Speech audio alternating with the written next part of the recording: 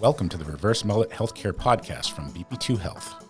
Today we are talking with our guest, Feby Abraham, Chief Strategy Officer of Memorial Hermann Health System, about the infamous JPMorgan Health Care Conference, and more importantly, the idea that the sick care system is not sustainable and how he is shifting towards actual healthcare by leveraging value-based care and innovation. But first, who are we and why are we here? Why do we name our show the Reverse Mullet Healthcare Podcast? I take credit because I did come up with the idea, although I didn't formally come up with the name. But we want to be relevant, informative, and creative. But more importantly, we also want to be entertaining and have fun. So it's party in the front, business in the back, like a mullet, only reversed. I'm Ellen Brown. I'm Justin Politi. And I'm Dave Pavlik. We are passionate, innovative, and collaborative, and are committed to solving our industry's most important issues together with our clients. We have a combined 90 years of experience. Which makes us sound super old. And in each episode, we dig into a hot healthcare topic and dig into each other. Be gentle on me. Never. No. Never be gentle on you. No. Okay. We have two big things to talk about. The first of which stemmed from Ellen making her first pilgrimage to San Francisco for JPMorgan this year. We all wanted to create an episode that started with the basic question so many people have. What the heck makes the JPMorgan Health Care Conference an invite-only event worthy of a $10,000 price tag that enables the local Holiday Inn to get $1,500? $1,500? Yes. Justin's like, that did not just read that. Holiday Inn, $1,500 a night? The Holiday Inn, the hotel, motel. During conference week. The second part of our discussion is one that I'm so unbelievable.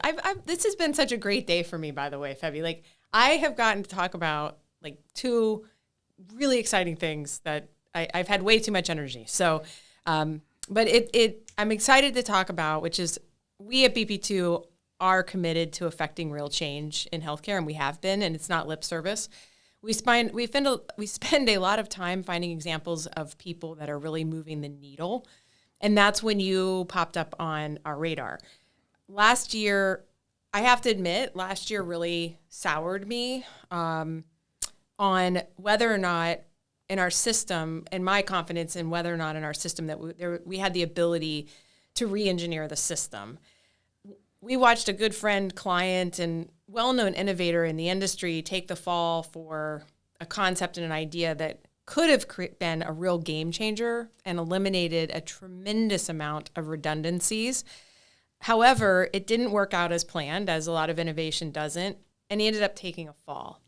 And it really got under my skin, because if we don't take risks, we're not going to re-engineer this system. And so at about the same time that I was feeling rather down about that whole situation, you really popped onto my radar, and I started really paying attention to what you were doing, and it wasn't just a one-off. And then once we connected, I just realized that you really are leading this fantastic journey of a well-known, long-standing health system. You're helping them move towards healthcare, not just basically watching it wither and just staying fixated on sick care, and which is a completely unsustainable model for the long run. And it just really, it's exciting to me. And so I'm excited to talk more about that today on our episode. And I get to introduce our guest. I'm introducing to myself at the same time. Feby Abraham is the Executive Vice President and Chief Strategy Officer at Memorial Hermann Health System. He also happens to have a PhD in mechanical engineering with a focus on applied mathematics. In his current role, he's responsible for leading strategy and strategic planning for the organization and driving its strategic investments, corporate development, strategic market insights, and innovation efforts.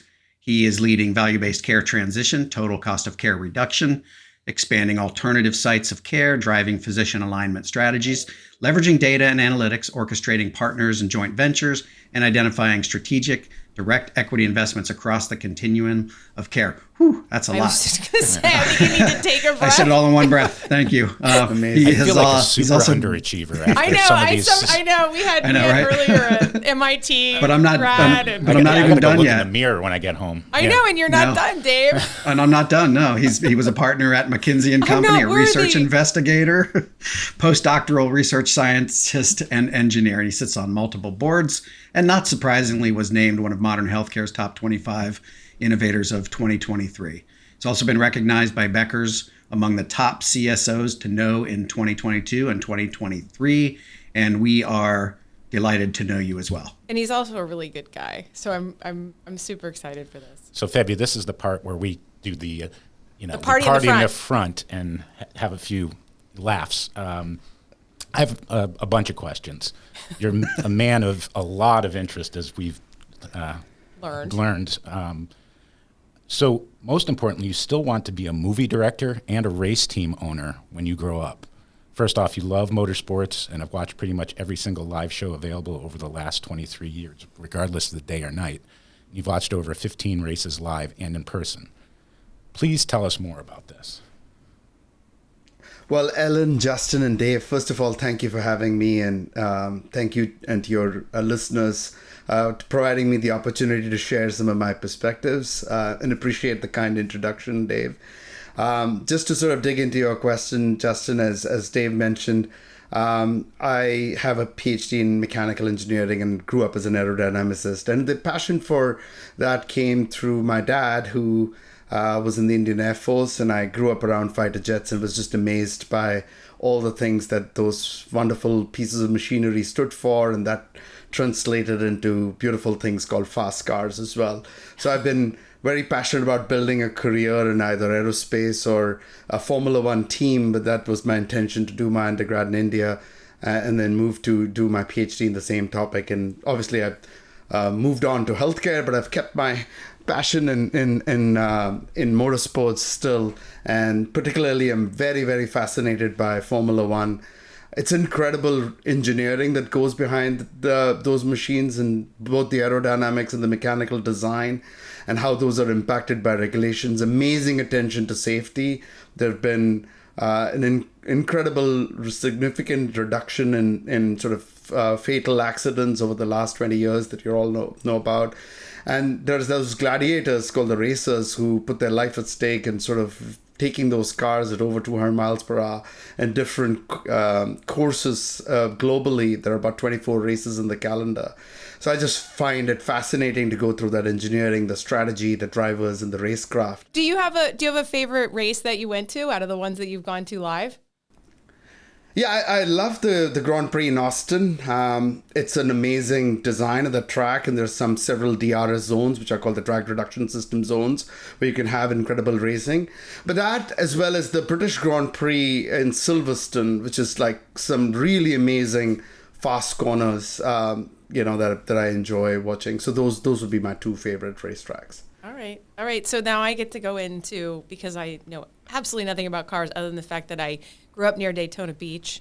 And so the Daytona 500 was like the thing. We would talk about it. It's Daytona 500 weekend. We can't go anywhere near Daytona this weekend. Yeah, our place in Loudon actually was the same thing, to stock car racing. Yeah, it's like a thing, right? Yeah. Oh, it's a huge thing. Oh, a huge thing. I know. Our neighbor has a whole, anyways, we could spend a whole episode on this, which would probably be more entertaining than what we're going to talk about, but not as interesting. So for your second career of movie director, I just love getting to know people and learning things that are so unexpected. That you have actually watched every single Oscar Best Picture, director, and foreign film ever made, along with most of the ones nominated. And like Justin, that creates so many questions. But first of all, I can't even comprehend how that's humanly possible, given how much effort and energy and passion you have for the industry and what you're doing, and all that entails. And then, do you have any standouts, and are you going to make any predictions? Yeah, there's a lot to pick from. It's taken me obviously 20 plus years of intentional watching to sort of be able to do that, and I usually pick it based on a director or a theme, and then it's just gone through a lot of this. But going to your standout question, couple of ones that stand out. One that did not win. There's a movie called Ford v Ferrari. I want to sort of build on the Daytona connection. So Ellen, just dovetailing from your comment there, a fascinating movie. But the one that won the Oscar was one called Rashomon, early 1950s Japanese movie by famous director Akira Kurosawa. Which talks about a murder from a handful of vantage points, including the murderer, the person who got murdered in his spirit, actually, and a couple of onlookers, and how they were completely contradictory. It was so well made, and standout cinema from the early 50s. Yes, I do wager on making my prediction. I've done that at least for the last 10 years. I gotta say, my odds of reverse engineering what the Academy selects is no better than flipping a coin. So I've got 50% of my nominations in there. And yes, I am sort of in the course of picking through all of the movies that have been nominated this year. I'm a big Christopher Nolan fan, and I'm secretly rooting for Oppenheimer this year. Outside of Oscars, though, have you watched the entire Fast and Furious series? Because I would imagine that most of them, yes. Good question. So on top of all of this, I know. Yeah, I know. On top of all of this, you also have spare time to read nonfiction books. So based on the themes of the month. So what are you reading right now? Well, I picked up from the holidays and on to 24. I think I've the theme around ancient history from the onset of humankind to the beginning of the Common Era. I felt like I've spent a lot of time digging into the last couple of 100 years of human history over the last several years of reading, but I've not spent so much intentional time in the sort of the onset of humankind and where we are from. And there are a couple of themes that stand out. In this day and age, we talk about nationalism and religion and sort of drawing walls. But when we look at the fact that we all come from a potential common ancestor, the human Eve, which roughly about 300,000 years ago, and most of us out of Africa being from a single parent, roughly about 70,000 years ago, and for most of humankind, we've been migrants moving from land to land. I'm just so fascinated by all the history that goes behind it. There are a couple of books that sort of from that theme that I've read. One's The Early Indians, which talks about the country I come from, the Indians, and the waves of migrations that led to the Indians as of today, written by Tony Joseph, a journalist from India. And another one, which was basically talks about the DNA evolution and the genetic history of humankind, combining archaeological, literary, and most currently genetic evidence by David Reich to talk about the history of all of us and where we come from, the genetic makeup. So that's one theme. And the second theme that I've picked up around the same broader theme around ancient history to the current era is on having the story of the lion and not the hunter be told. And particularly, I've sort of zoomed in on the Persian Empire.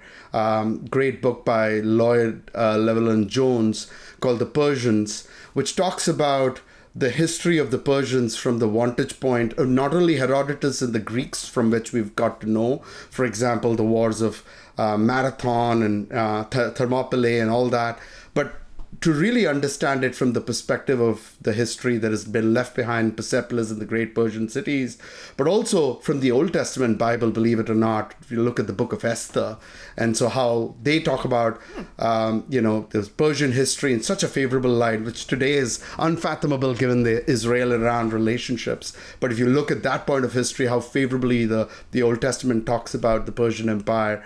And I personally went and read the whole book of Esther after that. But this book called The Persians is an amazing read. So those are a couple of books that stand out. And I'll build on that theme for at least the first quarter of this year, Dave, to answer your question. All right. Thanks for sharing. So I'm not going to go into the details of all of it. I'm not nearly to the impressive nature of how you just outlined that. But I have a pretty diverse, when I do read, I have a pretty diverse smattering of topics. And the book Sapiens was one that I enjoyed as well. I like kind of going down I definitely, Justin's like, yeah, I know where you're saying. I love rabbit holes. So those kinds of books just really, they help me with my rabbit hole needs. But so last quick party in the front question is, I know that you're a kindred spirit with a love of travel and family. When we got together at JPMorgan,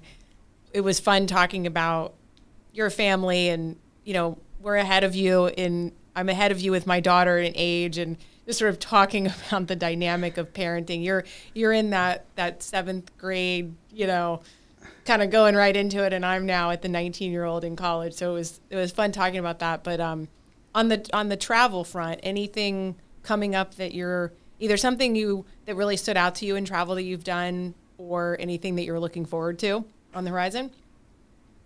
Yeah, recently I, over Thanksgiving, did a trip with the family to Japan. Really impressed by everything that it stood for, from its history, from the food, the culture, and a lot of, amazing artifacts in nature, with their gardens and Mount Fuji and so much to see across the cities.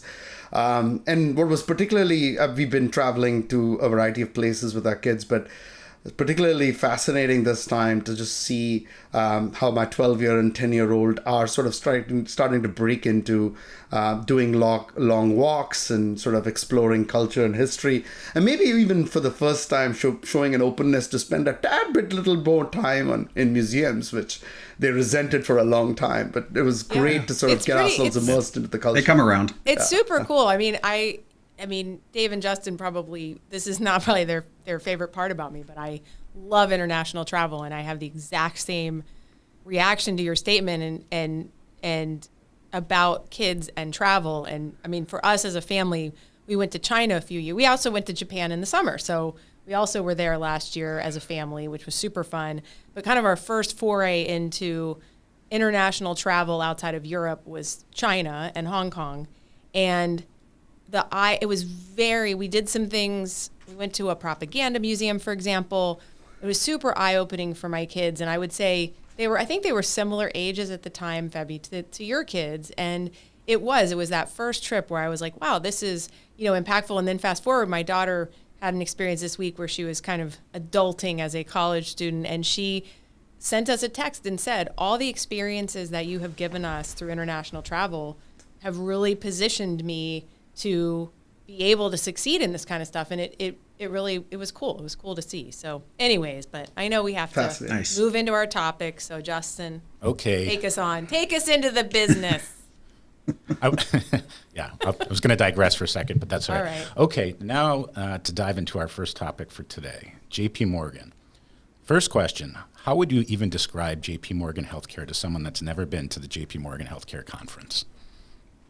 Yeah, I mean, JPMorgan has a rich history of over 40 years of bringing together pretty much every single point in the value chain of this complex industry that we've created called healthcare, that includes, hospitals and payers and, health services companies, innovative startups, life sciences and pharmaceutical companies, investors, management consultants, investment bankers, the who's who working to shape how the future of healthcare will look like, have an opportunity to assemble together literally after the holidays and stemming into the new year. So it's typically in the first or second week of January every year, where all of us get together in San Francisco to sort of mutually learn from each other, brainstorm, solve problems, get to know each other, engage in common themes, and potentially even strike deals. So it is thousands of people descending into San Francisco, and you touched on the ramifications of that and hotel and flight prices when you kicked off, but that's what JPMorgan is. No, it's wild.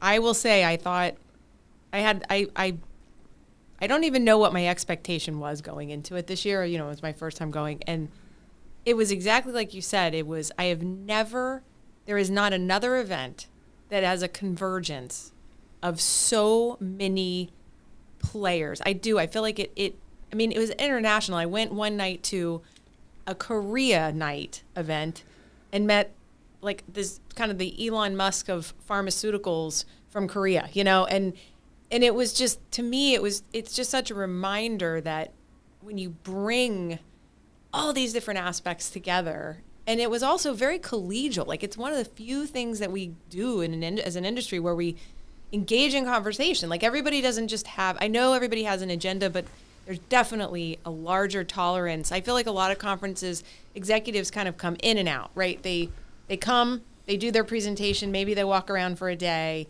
and then they leave, right? It's like they're not really there for the conference. Their teams are more there for the conference. This, you have everybody, and they're there to be, right? And it's just, it's totally different. It's like, So it's not just about the partying.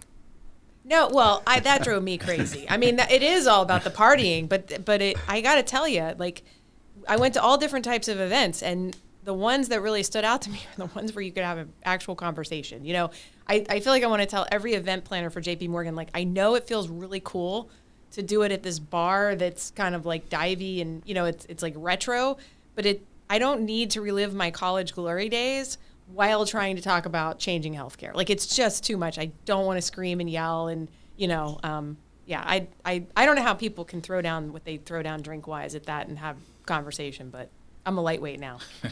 So anyways.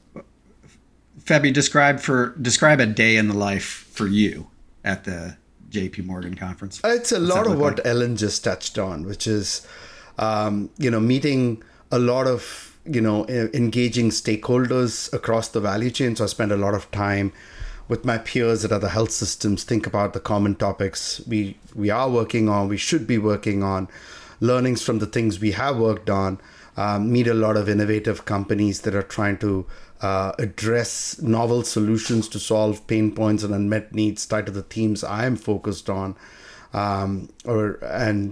meet investors who are shaping deals and themes to sort of invest in, to sort of support these innovations be successful, and how we could partner together in some of these opportunities. Most importantly, I also learn a lot from engaging, as Ellen said, from other points in the value chain. Particularly, I had some great dialogues with people from the life sciences industry to sort of talk about where medicine is going and how that could help shape the future of healthcare, learn from international stakeholders and how we could all collectively work together. So there's a lot that goes in. And the day in the life off would include some of the social and party events that Ellen mentioned, where you get to engage and see a lot of these colleagues or potential colleagues as humans in a room and sort of get to know each other, because so much of this is human touch, getting to know each other and jointly working on problems. A lot of one-on-one discussions with many of the types of individuals I mentioned on, several group discussions, some orchestrated among ourselves, some orchestrated by think tanks like consulting firms, to bring together and sort of brainstorm, jam together to find solutions to common unmet needs or problems that we're all working on. It's a lot of steps. I carry an Apple Watch, and I gotta say that I almost triple the number of steps I take a day just by the sheer amount of walking, going from meeting to meeting or event to event. I bet you never expected to wear a reverse mullet wig. It was a first. I really enjoyed it. Thanks for that, Ellen. I think it was great. I saw pictures. Feby played along. I stalked him. Good sport. He was speaking at You stalked him? At a management consulting. It was what he was saying. Like, there's actually layers upon layers. That's the other thing. It's like, because everyone's out there, all these other people, sort of tap into having an audience of all these folks. And so, there was one group that did a speaking panel, and Feby was on it. And so I showed up and I said, "I'm stalking you." And I was joking, of course. I was very interested in the panel that he was on. But then afterwards I was like, you got to put the reverse mullet healthcare wig on, because Dave and Justin started a trend. They dared me that I wouldn't do it. That they're like, you should bring the wig and see if you can get anybody to wear it. And I got multiple people. People really thought it was a lot of fun. So thank you, Feby, for being a good sport and proving my partners wrong, that I could pull off getting people to wear the mullet. You certainly have the charm, Ellen, to make anyone do it. So. Thank you. There you go. Thank you. So I'm just going to ask you, because I want to make sure we save enough time to talk about all the interesting work that you're doing at Memorial Hermann. But what was the most interesting thing or epiphany or person from the event for you?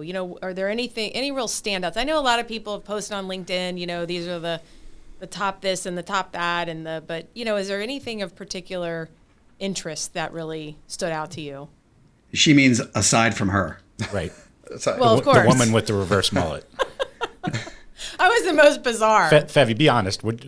There's no way in the world that you would have ever thought that you would have come out of the JPMorgan conference having worn a reverse mullet before going in. That certainly was a great epiphany for me as well. So I'll take there that. You go. Yeah. But Ellen, to answer your question, I think, it's been almost a decade plus that we continue to keep hearing how healthcare as an industry is one of the least digitized, how AI as a trend is still a long ways to go. And now, just the intensity of the conversations has exploded a lot through generative AI and ChatGPT and some of these new technologies that are getting adopted. But I think it was great to sort of have the reaffirmation that AI is broader than generative AI, right? You've got those new generative kind of solution sets that are building up, and clearly there is a lot of utility to that. But there is just so many other sort of pointers to how you could leverage data analytics and AI and solving critical points of how you reduce total cost of care, expanding access, bringing more efficiency into how healthcare is accessed, experienced, and delivered, great experiences for consumers and providers. It was refreshing to continue to see that in spite of all the market volatility around the tech sector that we've gone through over the last couple of years, there's just such a reaffirmation from an innovator's perspective of doubling down on creating those innovations, and a real hunger from healthcare players in the value chain, be it providers, be it payers, be it life sciences, to sort of be very intentional in identifying those solutions and how they solve specific pain points. So it was a reaffirmation. It's not a fad, and it's here to come. It's here to stay, and it's behooves on all of us to sort of intentionally focus on scaling these innovations. So one of the things that always I get miffed about, there's so much out there. There's so much swirling out there, and I think, are we going to actually be able to get it into the system, and then what's going to push it in? And to me, I feel like there's maybe a little bit more traction around value-based care, or maybe a little bit more of a buy-in that it's inevitable that we are headed, that we aren't going to be able to stay in fee-for-service forever. I don't know, but it's like, how do we package it all together? Because I hear what you're saying, but it's like, is there this underlying push now that we like? Okay, so I'll actually, let me step back for a second.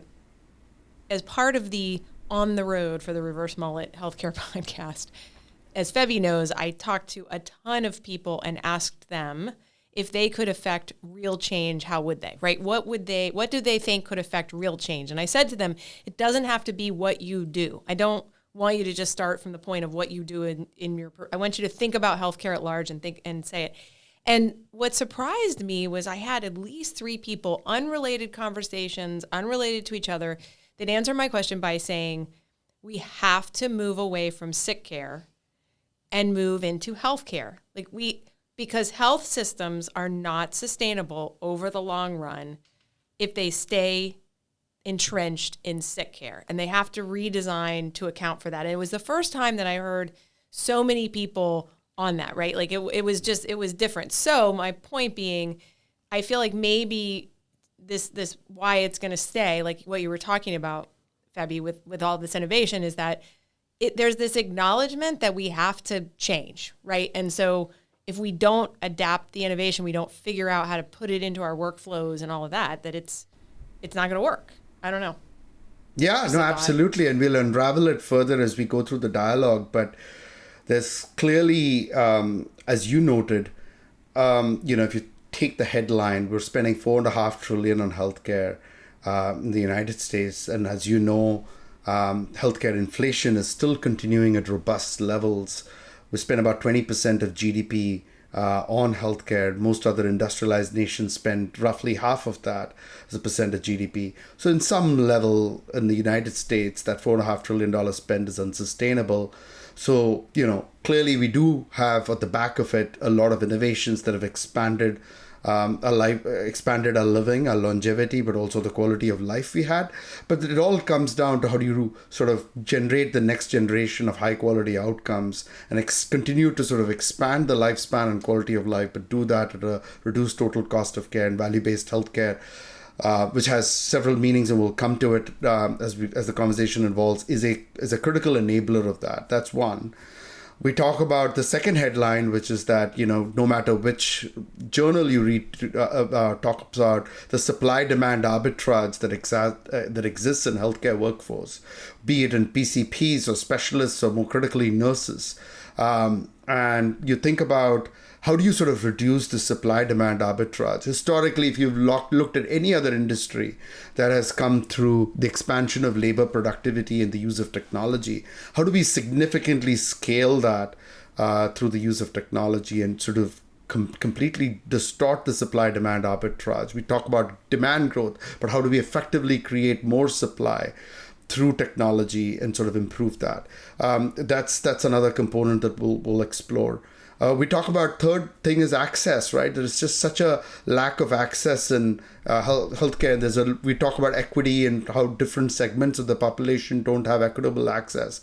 How do you sort of expand that access to healthcare will be a critical component of what drives digitization and AI and makes it an easy button for everyone to access healthcare at any point.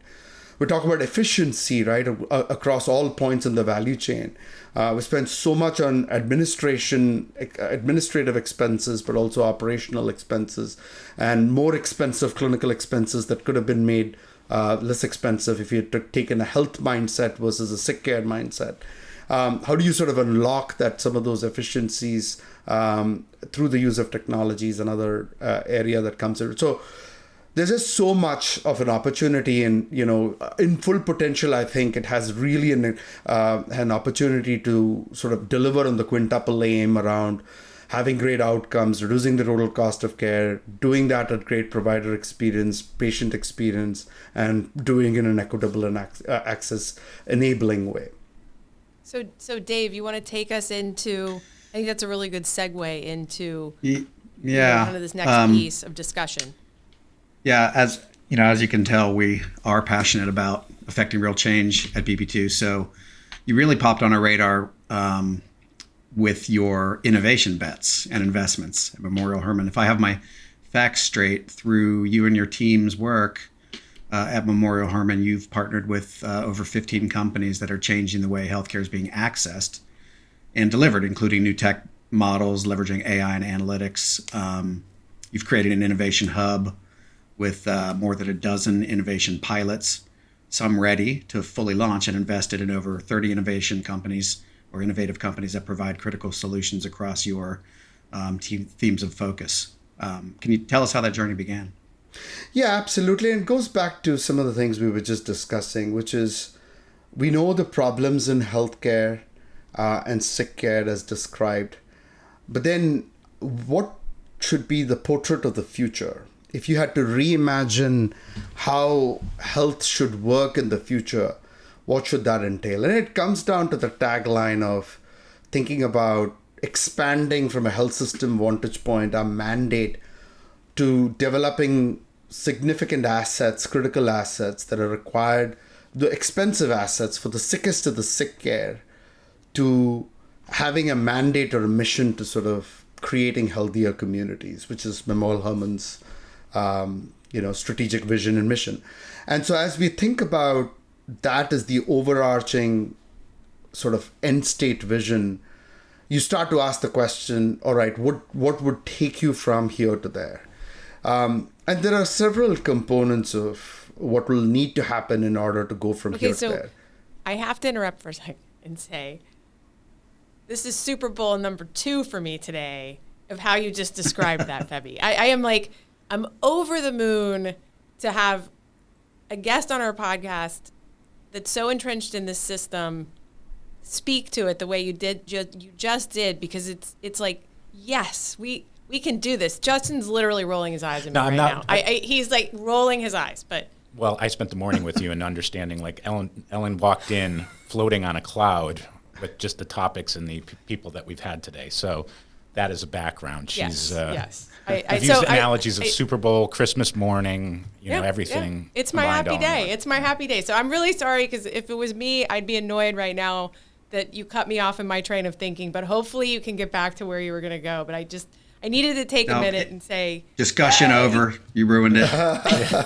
Well, let me try hard now to come back.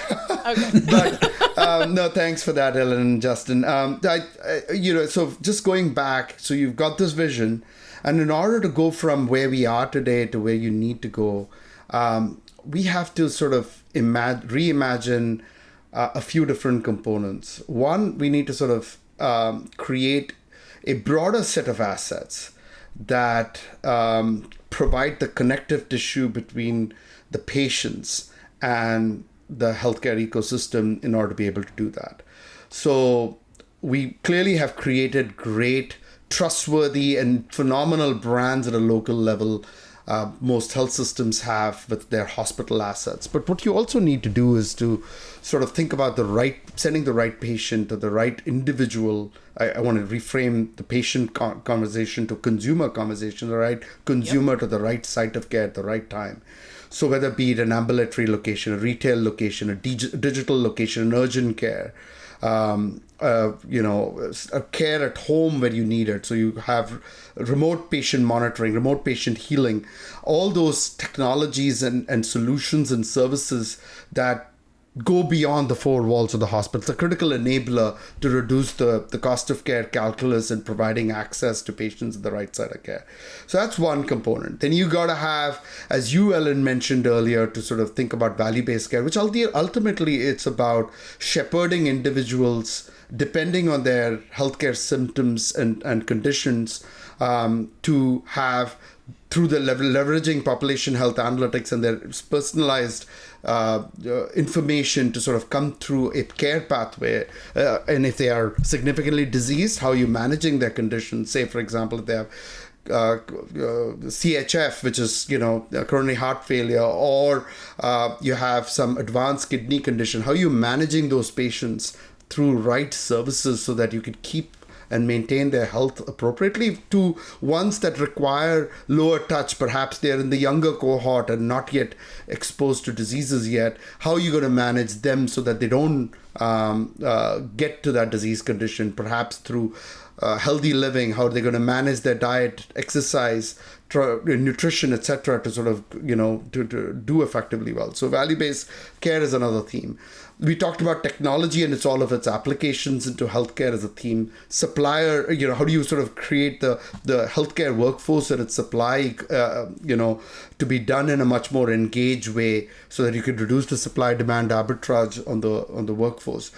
How are you going to bring biology and medicines into sort of driving a lot of this care? So there are a lot of these themes that are coming, and we'll go into more detail as needed on many of these themes.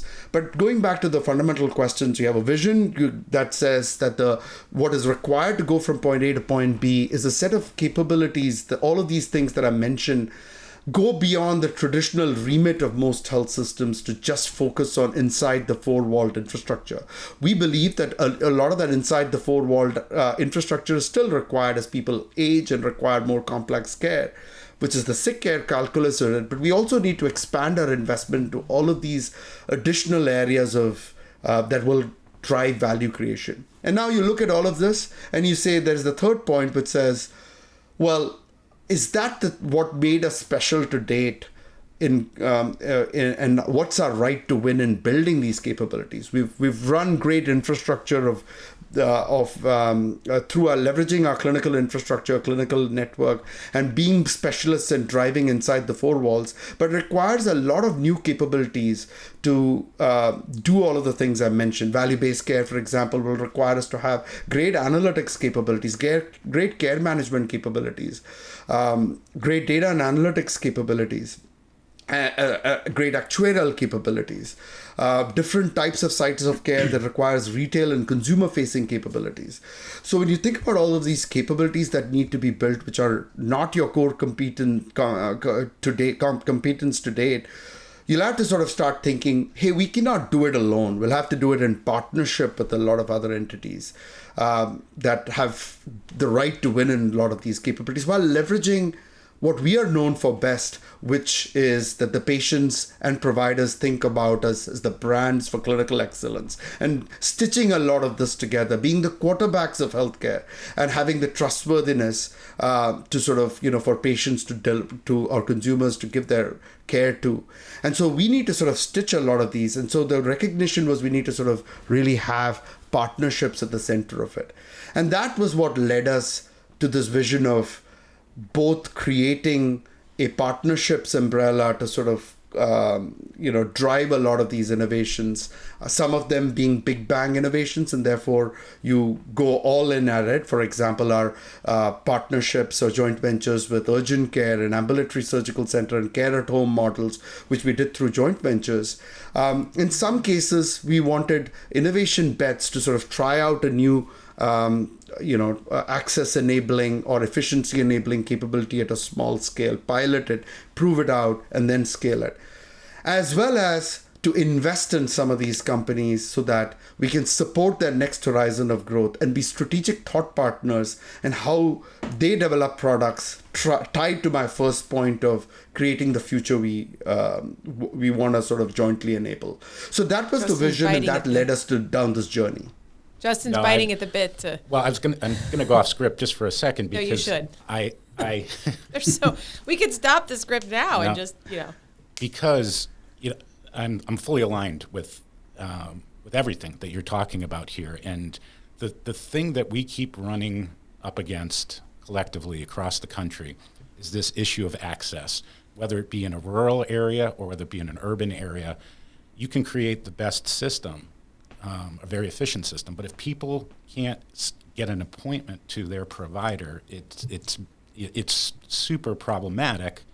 And I guess where I'm going to, because my wheels are spinning, is like, someone as innovative as yourself. What specifically is Memorial Hermann doing and your ideas on improving or addressing that complex issue of access? Yeah, a great question, Justin. And ultimately, if you dig deeper into what creates an access barrier, it's about thinking about supply of labor, which is, care providers such as a primary care physician, a specialist such as a cardiologist or a nurse, and the supply of, physical infrastructure like a hospital, and comparing that to demand, which, as you said, there is a lot of demand. Patients come from various areas, rural and urban, different points of the age or disease spectrum, different set of needs. So you have the supply-demand arbitrage. So that's the fundamental reframe of, of the problem statement, building on your question. Now, how do you solve that supply-demand arbitrage? You could solve that by increasing supply of labor, which is to say, how do we sort of make it easier for there to be more physicians, more nurses? There is a lot of AI-driven innovations happening in a lot of technology, in a lot of industries, that's leading to a perceived shortening of the demand of workforce in several industries. Say, take manufacturing. The number of manufacturing workforce that is required today versus, say, 50 years ago is fundamentally different with the advent of robotics and automation. Could you sort of get a lot more of workforce in the future to sort of to match up, to provide more supply? Those things will take time, but that has to be a lever that one thinks about. Most notably in the near term, what you have to think about is how do you sort of think about using your supply of physical and labor infrastructure more effectively in matching up to demand in the near term.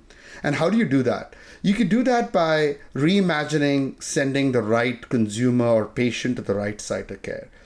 Hey, bingo. Does this patient really need to be in the hospital? Perhaps not. This patient can be taken very easily through a virtual care visit.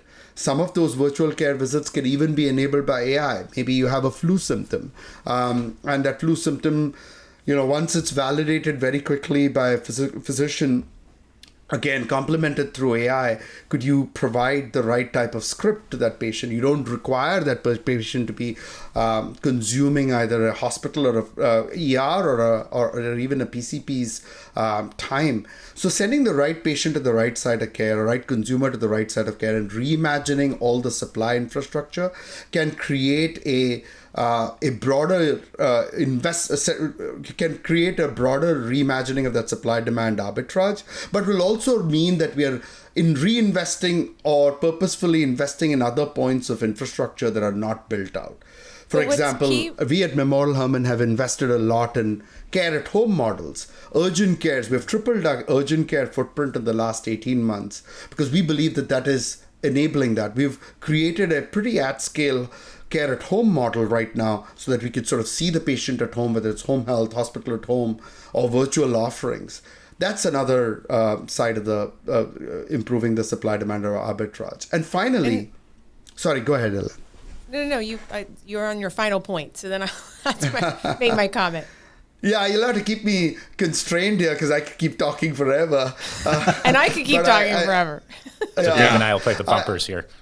Exactly. The guardrails. But I think the final point is around how we can and this is where I think the supply of technology and the use of AI can further unlock it, which is, can AI and technology and digital be an enabler in doing all of this? How can AI better help us triage and create more supply? So I have two things I want to say, and then I want to make sure Justin and Dave, and then I do want to make sure we save time because we're pushing the end of our hour.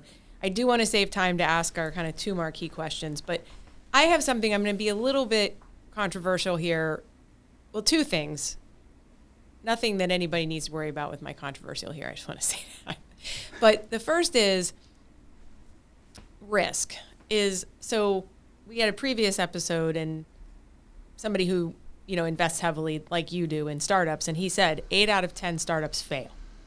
So with the space that you're in, right, of really looking at the future of healthcare, and then I have a follow-up question on what you just closed out as it relates to cost. But so I don't forget that. Dave and Justin can help keep me honest as the bumpers here to go back to that. But what sort of guidance would you throw out there to others in the industry of how to, because I feel like you've been really effective with the board and the leadership of Memorial Hermann of making the case that innovation is really important and then doing it in a manner where you feel safe to make those investments.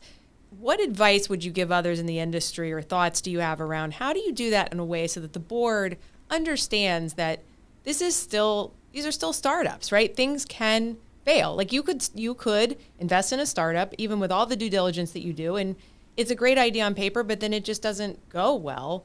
And that's part of this strategy, is that you have to continue to look at innovation. Like, do you have any thoughts on that?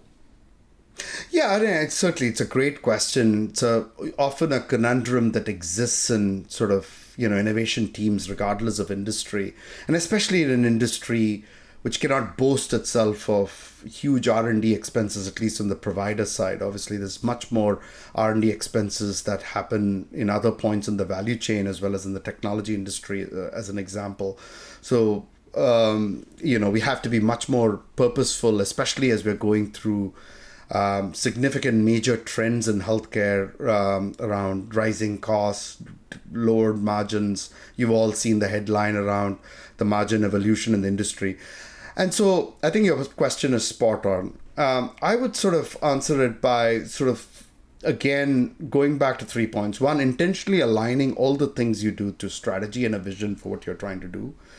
That's obviously a pretty self-evident truth. I think everybody gets it, but I think it's, it's sort of restating the obvious. But the more critical component of it comes down to two additional things. One is there are known knowns, which really helps us all be very articulate about, hey, there are some industry-wide trends or solutions that we know is working very well in the enablement of value-based healthcare, reducing total cost of care. What is required is capital allocation to sort of prove those ideas or scale those ideas out. So beyond pilot, that need to be scaled. So this whole theme I mentioned about sending the right patient or the right consumer to the right site of care, there are several components of that, which I would argue are pretty well established, at least at a conceptual proof of concept level, and just need to be scaled in terms of infrastructure. And that will require some level of thoughtful capital allocation and adequate sort of careful financial diligence and sort of making sure you're being fiscally prudent in doing that and understanding the total value creation to the healthcare ecosystem. But that falls in the bucket of, deploying capital towards innovations that have gone beyond proof of concept. To think late stage startup or early stage private equity or growth equity companies that can be sort of scaled to sort of bring those innovations at broader scale. And then the second component of it is thinking in terms of debt. Those ideas that tend to be more innovative in nature and the failure modes can be high. And I think the piece of advice I'd have for that is rather than think about specific innovations that one is betting on, think about what are the few unmet needs and pain points you want to solve. So start problem first as opposed to solution first, so that you're not thinking in terms of hammers in search of nails, but really thinking about the nails you wanna solve for, and what specific innovations within each of those nails, or what are those hammers that you want to create that solves those innovations. So I'm going to make one comment, and then we'll do our last. Probably have one question. So right. you and Dave can kind of like do some sort of intuitive connection right now, since he's remote, and figure out which of the two marquee questions you're going to ask. But first, I just want to make one comment, because this is really important. When we talked about change recently, I made the comment that if we're going to really do this right, we have to actually take cost out of the system. And a lot of these innovations are perceived as added costs and added complexity, which then adds cost. And so what I really appreciate is that you're viewing the health system, like you said, as the quarterback, and you're relying on all the other pieces, acknowledging that you don't necessarily need the costliest thing for everything. You need the right thing for everything. And that to me is super key and super important, because, I mean, do you disagree? Like, we do have to take cost out of the system.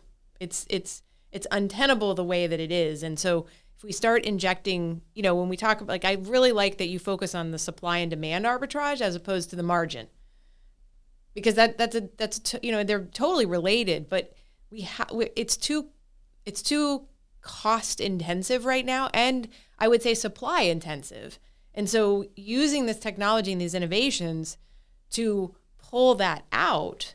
It's out of balance is right. Really what it is, right? Because it's what we've talked about too. Some areas cost out, but it's, from my perspective, it's balancing things out, like where behavioral health has been woefully underfunded for years, right? So just as, Well, it's finally being discussed as part of the whole. No, you're spot picture. on. I think, ultimately one has to be, as a health system, very articulate about the value creation drivers for the community, for the payers in the ecosystem, and for ourselves. And the value creation drivers come from a few different things, right? One that you mentioned, it's becoming more efficient in things that you do, whether it's in clinical, administrative, or operational workflows. How do you unlock technology to sort of be more efficient in what you do within the four walls and how care is delivered? That obviously unlocks margins that you can reinvest to communities and further improve your mission and mandate. But second, it's really about thinking about how do you reduce the total cost of care for the entire ecosystem. We should not just be thinking about each individual point in the value chain. I can't just think about cost for the health system as a whole, but I should really go back to the consumer and the payer. As we as health systems should start thinking about it from that perspective. You create consumer value, patient value, and have appropriate mechanism to get, to participate in that win and create economic and revenue models that are beyond fee-for-service to win through risk-based contracts. Then you've created a win-win scenario for doing the right thing for the entire ecosystem, and therefore creating more fiscal prudency for yourselves to broaden your industry. So you just bought the world of Coke. I feel like Feby just bought the world of Coke. It's not that far off, because that's, Are you going to do that or the we've legacy? argued, like, because that I don't goes to know. my waking up at 3:00 in the morning, and the fee-for-service system has to just be exploded. Yes. So it's you and Dave decide whether you're going to go by the Justin's world in the code, room. you feel Go like for you it. just got that, or legacy. I'm going to go with the legacy. If you could leave a legacy in healthcare, or feel like you've made a big difference, what would that be? It's a great question. I think, when I think about, as we have discussed the future of healthcare, there are several things that need to come together to make all of this happen. One is obviously the concept of creating the innovation, but more importantly, it's about driving up adoption through quarterbacking of bringing those innovations to speed. Because one of the big failure modes, I think, in healthcare has been not the lack of great ideas, but the lack of great adoption. And I think I would sort of see my legacy as participating in both bringing great ideas, but equally importantly, also driving up adoption or quarterbacking of those ideas to create lasting change and drive on all of those mission drivers I mentioned to make healthcare more accessible, affordable, so that people can live longer. People can do that in a more democratized way, such as we are experiencing in a lot of other industries. And so that I would see as the Yay legacy for of Healthspan. I will just say, it is inspiring to be able to have people that think like you within the healthcare system, because so often we're brought in, we help people solve problems on a regular basis. But as you kind of bring it up a level and where we need to be as a society, minds like yours are critically important for us to be able to help implement these ideas. So I just want to say thank you for your time. Really appreciated the discussion today. Pleasure meeting you. Thank you. I'm going to thank Ellen for finding you and Stalking you. stalking you. Yes, in a nice way, not in a weird way. But all right, well, I enjoyed thank you, our time Feby. together, Ellen, Justin, Dave. Really enjoyed the time. And Ellen, thanks for having me. And thank you for all the listeners to your podcast and bearing with me as well. And hopefully some of these ideas are relevant for each of you as well. Yeah. And you know that you will be asked again. Like this will not be the only the conversation that we have with you. You have too many great ideas. So, but thanks again. I'm Ellen Brown. I'm Dave Pavlik. And I'm Justin Politi. We are the partners at BP2 Health, your best chance for real change. And as you can tell, we could talk all day about healthcare, but drop us a line through our site, BP2Health.com. The Reverse Mullet Healthcare Podcast is produced by MMG Studios in Tampa, Florida.